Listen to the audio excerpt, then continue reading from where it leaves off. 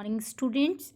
Yesterday we discussed about Sher Shah Suri, but Sher Shah Suri administration remaining. So today in this lecture we will discuss about administration of Sher Shah Suri.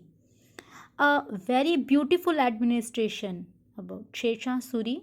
He divided to central government into various sector also.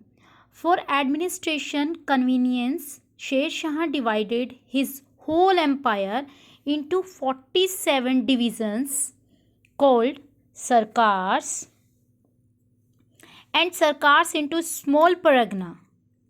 और सरकार्स किस में था? Small Pargana में. In the field of central administration, Sher Shah followed the सल्तनत pattern. जो ये सारा जो पैटर्न था वो उसका सल्तनत से मतलब सल्तनत से ही मिलता जुलता था.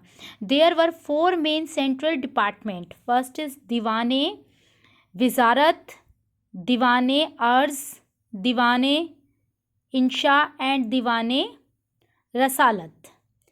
His land revenue system is noteworthy as the clarified his land was measured by good, middle and bad and claimed 1/3 of the produce. Okay, understood.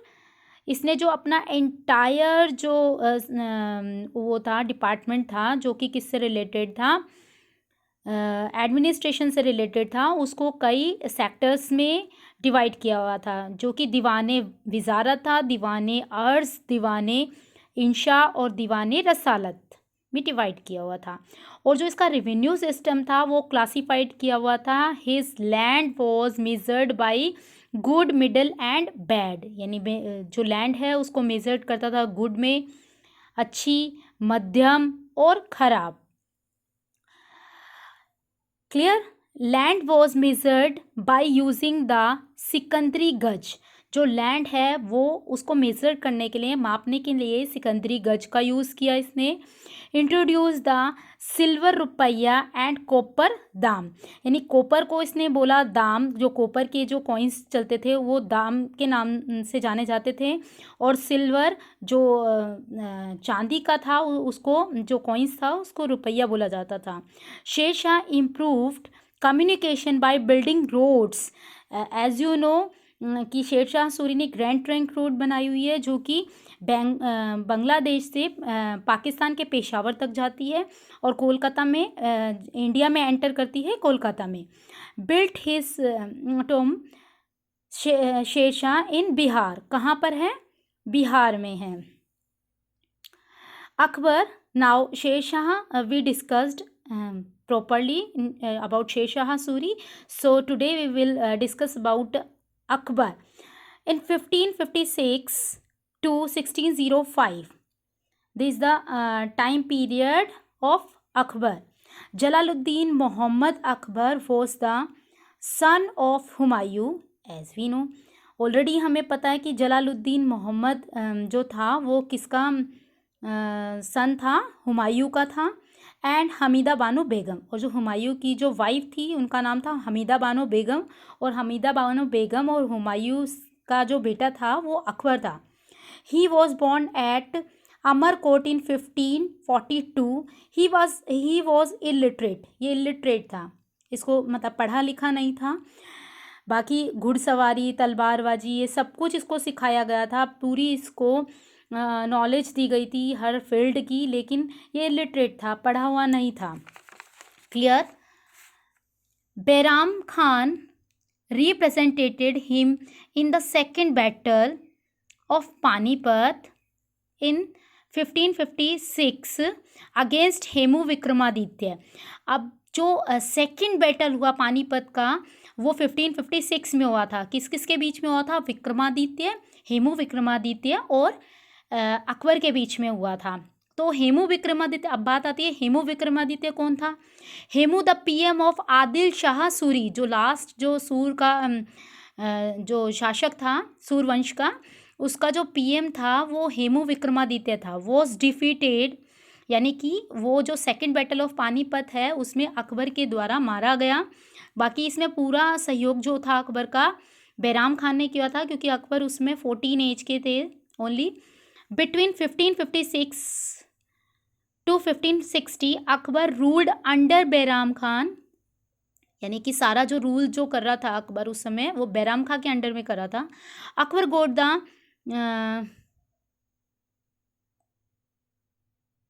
बुलंद Darwaza constructed in 1602 at Fatehpur Sikri, यानी फतेहपुर सीकरी में अकबर ने क्या बनवाया? बुलंद दरवाज़ा बनवाया। Fort battle of Haldi Ghati, very important battle, किसके साथ हुई थी? महाराणा प्रताप के साथ हुई थी। With Mewar force on 18 July 1576 Mughal were represented by Raja Mansingh. और ये जो सारी जो लड़ाई थी इसको खुद अकबर लड़ने के लिए नहीं गया था, उसने किसको भेजा था ये सब लड़ने के लिए, मतलब लड़ाई करने के लिए, हल्दी घाटी के बैटल के लिए राजा मानसिंह को भेजा था, जो कि कौन था? Grand son of Raja Bharmal.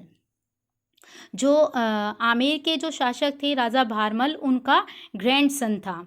And Asaf Khan and Rajputs of Rana Pratap Singh, Asaf Khan और राणा प्रताप, ये जो राजपूत थे सारे, ये राणा की तरफ से लड़े थे उसमें, जो कि राणा प्रताप जो था वो ग्रैंड सन ऑफ राणा सांगा। राणा सांगा जो कि फर्स्ट बैटल अपन ने सेकंड घाघरा 1527 में जो घाघरा बैटल था, जो कि बाबर के साथ राणा सांगा का जो बैटल हुआ था, वो ही राणा सांगा है ये। और इसका जो ग्रैंड सन था राणा प्रताप, उसका फिर बैटल होता है पानीपत का सेकंड बैटल, ये हल्दी घाटी का बैटल 1576 में। उसमें राणा सांगा ये जो होता है राणा प्रताप, ये हारा जाता है। और राणा प्रताप जो था वो सेम एज राणा सांगा, यानी कि बहुत ही शक्तिशाली था। और वो उसके होते हुए कोई भी बाहर का विदेशी कोई भी उस जगह पर जहाँ उसका खुद का जो शासन बनता था जिस एरिया में, वहाँ पर कोई भी अटैक नहीं कर सकता था। बहुत ही इम्पोर्टेंट था राणा प्रताप। तो राणा प्रताप के साथ ट्रीटी करने के लिए बहुत बार इसने चाहा कि मैं राणा प्रताप के साथ ट्रीटी कर लेता हूँ, लेकिन उसके लिए इसने एक बार जलाल खां को भेजा 1572 में कि किसी तरीके से राणा प्रताप जो है वो मेरे अंडर में आ जाए। दूसरी बार इसने 1573 में मान सिंह को भेजा, मान सिंह जो कि मनसबदार था। तीसरी बार इसने भगवंत दास को भेजा, वो उससे भी राणा प्रताप नहीं माने। और उसके बाद लास्ट में 1573 दिसंबर टोडरमल को भेजा, तब भी राणा प्रताप उस चीज़ को उन्होंने नहीं माना। और लास्ट में इनका 1576 में बैटल हुआ, हल्दी घाटी बैटल। ओके, तो राणा प्रताप जो था वो इसमें हारा गया। His land revenue system was known as Todarmal Bandobast, यानी कि टोडरमल जो थे वो इनके फाइनेंस मिनिस्टर थे और रेवेन्यू सिस्टम सारा जो लैंड रेवेन्यू सिस्टम था वो देखते थे। ऑल्सो इंट्रोड्यूस द मनसबदारी सिस्टम, इसे मनसबदारी सिस्टम भी बोल सकते हैं। स्टार्टेड इन 1576 में ये स्टार्ट किया गया, borrowed from Mongolia. Clear. Akbar's Navratna, Abu A Faizi and Abul जो फैज़ी था, इनके नवरत्न माने जाते हैं जो इनके दरबार में रहते थे और इनकी सहायता के लिए इन्होंने रखे थे। उसमें जो ये फैज़ी है ये वज़ीर थे अकबर के, अबू फैज़ी वज़ीर थे। Faizi was a poet composing in Persian and all round genius, सभी में बहुत मतलब जीनियस थे ये। और इन्होंने पोइट कंपोजिशन की है पर्शियन में। तानसेन ग्रेटेस्ट म्यूजिशियन थे इनके दरबार में। And Raja Birbal was a courtier in the administration Akbar. Then after Raja Todarmal was Akbar's finance minister. Raja Todarmal जो थे वो अकबर के फाइनेंस मिनिस्टर थे। Clear.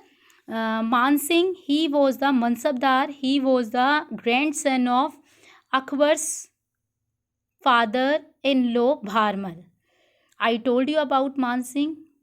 Abul Faizi, Abdul Rahim Khane Khana was a poet, and Wazir Aizuddin was one of the Akbar chief advisor, and Mullah Do Pyaja Akbar's chief advisor. Clear? So today we discussed about Akbar properly. Next video we will discuss one by one. So till here means till Akbar we discussed. Okay, in next video we will discuss those are remaining.